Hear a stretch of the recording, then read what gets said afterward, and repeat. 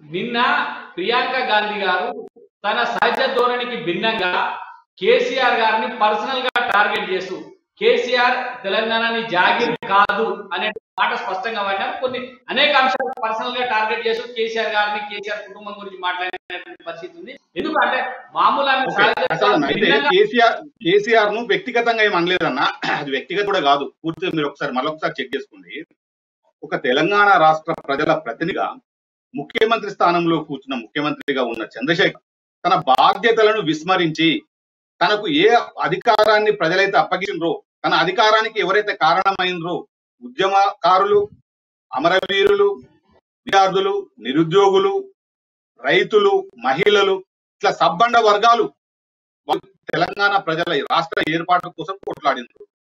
ఆ తర్వాత నిన్ను ఏమైనా ఉద్యమ ఆకాంక్షలు నెరవేరుస్తావేమో, ఒక ఉద్యమకారుడిగా నువ్వు పనిచేసినావు కాబట్టి ఆశతోటి ఒక అధికారాన్ని అప్పగించారు.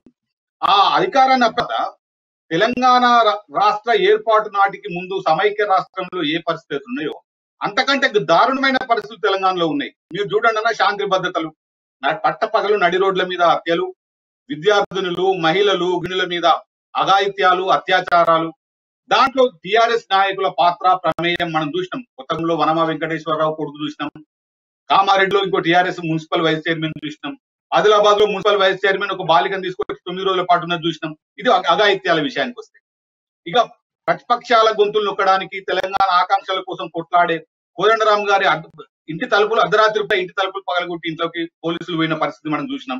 అదే సమయంలో మందకృష్ణ గారు తన హక్కుల కోసం కొట్లాడుతుంటే ఎట్లాంటి ఫైటింగ్ చేసినామో చూసినాం. ఇప్పటిదాకా తెలంగాణ రాష్ట్రం ఏర్పాటైన తర్వాత పిసిసి అధ్యక్షుడు రేవంత్ రెడ్డి అయితే ఏ ఒక్క నిరసన కార్యక్రమానికి కూడా స్వేచ్ఛగా పోయే పరిస్థితులు లేవు. పొద్దున నిరసన కార్యక్రమానికి ఇస్తే రాత్రి ఇంటిని రౌండప్ చేసి ఇంటిని బందీని చేస్తున్నారు, హౌస్ అరెస్ట్ చేసుకుంటూ కూర్చున్నారు. ఇట్లా మాట్లాడడానికి ప్రయత్నించిన ఏ ప్రతిపక్ష నాయకుడిని బయటకు కొనిస్తలేరు, ఉద్యమకారులను బయటకు కొనిస్తలేరు, మొత్తం పోలీసు రాజ్యం చేశారు.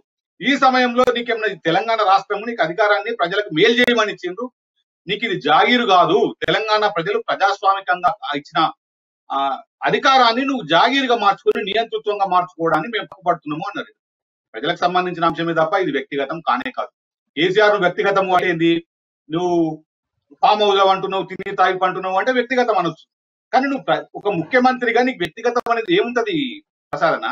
ఒక ముఖ్యమంత్రిగా తెలంగాణ ప్రజల శ్రేయస్సు కేంద్రం ఉండాలి నీకు, దాన్ని సెంట్రిక్గా చేసుకొని నీ పరిపాలన లేదా నీ సర్వీస్ ఉండాలి తప్పితే ఈ కుటుంబము లేకపోతే నీ కోరికలు, నీ ఆశలు ఆశయాలని ఇన్ని రోజుల కాలం తీరని కోరికలన్నీ తీర్చుకోవడానికి ఒక ఫామ్ హౌస్ రాజధాని చేసుకోవడానికి పరిపాలించడానికి నీకు అధికారాన్ని ఇవ్వలేదు కదా.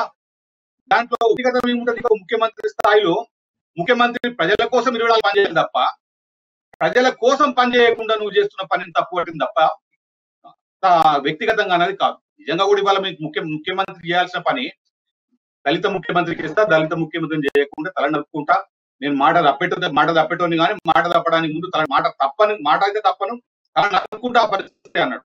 కానీ తల నరుక్కోలేదు, తొడ నరుక్కోలేదు, కానీ ప్రశాంతంగా కుర్చీలో కూర్చున్నాడు. మా తర్వాత ఇప్పుడు ఏం బెదిరిస్తాడు? నేను మేనిఫెస్టో ఈ విషయంలో, ఇది తల నరుకునే విషయంలో చాలా విమర్శలు వస్తాయి. చాలా మంది ఏమంటారంటే అట్లా తల నరుకోవాలంటే కేసీఆర్ గారి 100 తలలో 150 తలలో ఉండాలి, ఎందుకంటే ఒక్కొక్క దానికి ఒక తల నరుకోలేడు కదా అనేటువంటి మాటలు ప్రతిపక్షాల నుంచి వినిపిస్తూ ఉంటాయి. సరే, ఇది అంశం ఒకటైతే, ఇంకా నిన్న రాష్ట్రంలో హృదయ విదారకమైనటువంటి సంఘటన, రాష్ట్ర రైతాంగం అంతా కన్నీళ్లు పెడుతున్నటువంటి పరిస్థితి. పంట పొలాల్లో నుంచి ధాన్యాన్ని తీసుకొని మార్కెట్ యార్డ్లోకి పోతే లేదా ఐకేపీ సెంటర్లో పోతే 15 రోజులైనా 20 రోజులైనా ఐకేపీ సెంటర్లో ధాన్యం కొంటలేరు. ఇదేంటని చెప్పి నిరసన వ్యక్తం చేస్తే పోలీసులు వచ్చి అడ్డుకుంటా ఉన్నారు, అరెస్ట్ చేస్తా ఉన్నారు. పోలీసుల కాళ్లపై పడి రైతాంగం వేడుకుంటా ఉన్నారు. ఏమనంటే మా ధాన్యం కొనమని చెప్పి మా వేదన చెప్పుకోవడానికి కూడా మీరు అవకాశం ఇవ్వకపోతే అనేది ఒకటి. రెండోది, తరుగు పేరుతో 11-12 కిలోలను తరుగు తీసేస్తున్నారు.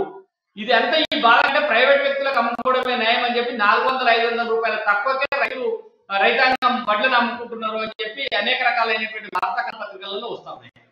కానీ ప్రభుత్వం మాత్రం పెద్ద ఎత్తున ధాన్యం కొనుగోలు చేస్తున్నాం, ప్రతి గింజ కొంటాము, తడిసిన ధాన్యాన్ని కూడా కొంటాము, ఎక్కడ ఇబ్బంది లేదు, రైతుకు భరోసా ఇస్తున్నాం, రైతు ధైర్యంగా ఉన్నామని చెప్పి ప్రభుత్వం చెప్తా ఉంది. దీన్ని ఎట్లా చూడాలి అయోధ్య రెడ్డి గారు? మరి గ్రామీణ ప్రాంతాలలో పరిస్థితి చాలా భిన్నంగా దారుణంగా ఉంది. మీరు కూడా రైతే, మీకు తెలుసు గ్రామీణ ప్రాంతాలలో ఉండేటువంటి పరిస్థితి అంతా మీకు అర్థమయ్యే ఉంటది ఇప్పటికీ. ఎట్లా ఎందుకంటే రైతాంగాన్ని పట్టించుకుంటలేదు? అవునన్నా, ఇప్పుడు తెలంగాణలో రైతు ఎదుర్కొంటున్న ఇబ్బందులను దాచిపెట్టి రైతును రాజును చేసినాం, రైతులకు బలోపేతం చేసినామని కేసీఆర్ చెప్పుకుంటూ వస్తాడు. నిజంగా ఈ రోజు కూడా ఇన్పుట్ అంటే నారు ఊసిన నుంచి ఒడ్లు అమ్ముకునేదాకా పడే రైతు కష్టాన్ని ఇప్పటికి కూడా తెలంగాణ ముఖ్యమంత్రిగా ఉన్న చంద్రశేఖర్ గారు తీసుకుంటాడు. నేను రైతును, నాకు ఈత జాగు అన్ని ఎకరాల భూస్వామిని అని చెప్పుకుంటున్నాడు, కానీ ఈ రోజు కూడా రైతు కష్టాలు అర్థం చేసుకుంటాడు. మొదటి నుంచి ప్రధాన మీకు కొంచెం సందర్భం కాబట్టి చెప్తున్నాం. విత్తనాలకు సబ్సిడీ ఉండేది కాంగ్రెస్ అధికారంలో ఉన్న.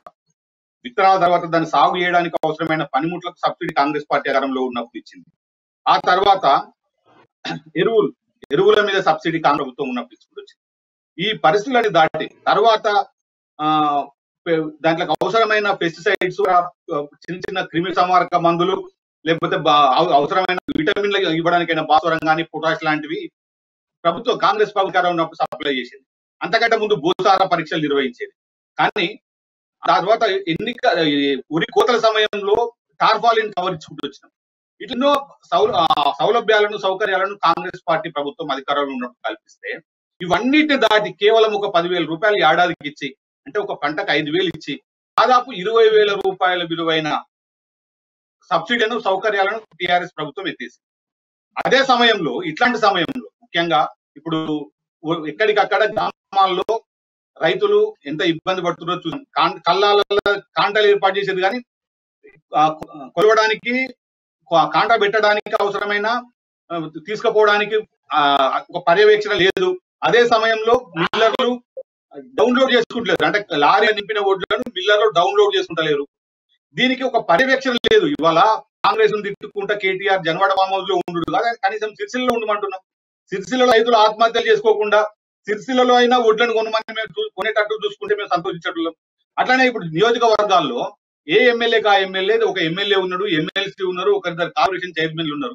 మనిషి ఒక మండలానికి బాధ్యత తీసుకొని ఒడ్లను వెంటనే కళ్ళానికి వచ్చిన ధాన్యాన్ని వెంటనే కొనడానికి ఎందుకు ఏర్పాట్లు చేసుకుంటలేరు అని అడుగుతున్నాం. వాళ్ళు ఎన్నికలు రాగానే ఏం చేస్తారు? మొన్న మునుగోడు చూసినాం ప్రసాద్ అన్న, రాక్షసులు లెక్క గ్రామానికి 2-3 ఎమ్మెల్యేలను పెట్టి పనిచేసింది. మరి ఆ రాక్షస ఏ గంగల కలిసిండ్రు? ఇలా పోయి ఊళ్ళలో ఉండొచ్చు కదా, ఒడ్డు కొనిపించవచ్చు కదా. ఒడ్డు కొనిపించడానికి, తర్వాత తరుగు చేయకుండా ఉండడానికి, అక్రమాలు జరగకుండా ఉండడానికి ఈ ఎమ్మెల్యేలు, టిఆర్ఎస్ ఎమ్మెల్యేలు, ఎమ్మెల్సీలు, తర్వాత ఆ పార్టీకి ముఖ్య నాయకుల నుంచి వచ్చిన కార్పొరేషన్ చైర్మన్లు 7 మంది ఉన్నారు కదా. వాళ్ళు పోయి కళ్ళాలో దిగ్గుద్యోగం ఎందుకు కనపడరు? ఇట్లా రైతు ఏ ఊరికి ఆ ఊరికి ఒక బాధ్యత తీసుకొని ఆ రైతులకు అన్యాయం జరుగుతూ చూడాల్సిన బాధ్యత ఉంది కదా. అందుకని ఇప్పుడు ఇంతకుముందు కూడా మాట అన్నారన్న, 2,100 రూపాయలున్న మద్దతు ధర నుంచి వాళ్ళ 1,600కు 1,700 రూపాయలకు ప్రైవేటు వ్యాపారులకు అమ్ముకునే దుస్థితి ఎందుకు వచ్చింది? 6 నెలల పాటు పంటను కంటికి రెప్పోలే కన్న బిడ్డోలే కాపాడుకున్న రైతు ఈ అవసరం రాగానే కొన దిక్కు లేదు అనే కారణం కాకపోతే ఎందుకన్నా ఓ 10 క్వింటాలు వండేటోడికి 5,000 లాస్ అయినట్టే కదా. నువ్వు ఇచ్చే రైతు బంధు ఏ గంగలు కలిగి ఒక ఎకరానికి 12 క్వింటాలు, 16-18 క్వింటాలు అయితే అన్న, ఒక ఎకరా వేసుకునే రైతు క్వింటల్కి 200 కోల్పోయినా కూడా ఎంత నష్టపోతాడు అన్న. ఇది చెప్పకుండా కేవలం ఒక రైతు బంధే సర్వరోగ నివారణ అన్నట్టు, రైతు బంధుతోటే రైతు సంపన్నమైనట్టు చెప్పుకోవడం అనేది మోసం. దీన్ని తెలంగాణ రైతులు కూడా వాళ్ళ కేసీఆర్ మాట్లాడుతుంటే ఒక బ్రహ్మానందాన్ని చూసినట్టు, లేకపోతే ముమైతాన్ని చూసినట్టు చూసి బయటకు పోతున్నారు తప్ప చంద్రశేఖర్ గారి మాటలను, హామీలను తెలంగాణ ప్రజలు విశ్వసించే పరిస్థితి కూడా లేదన్న తెలంగాణలో.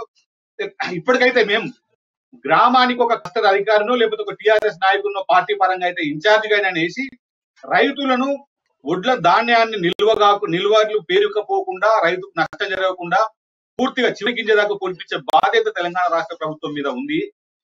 దానికోసం కాంగ్రెస్ పార్టీ కూడా ఇప్పుడు రేపల్లి నుంచి కార్యాచరణ తీసుకోవడం ఆలోచనలో ఉన్నాం ప్రసాదన.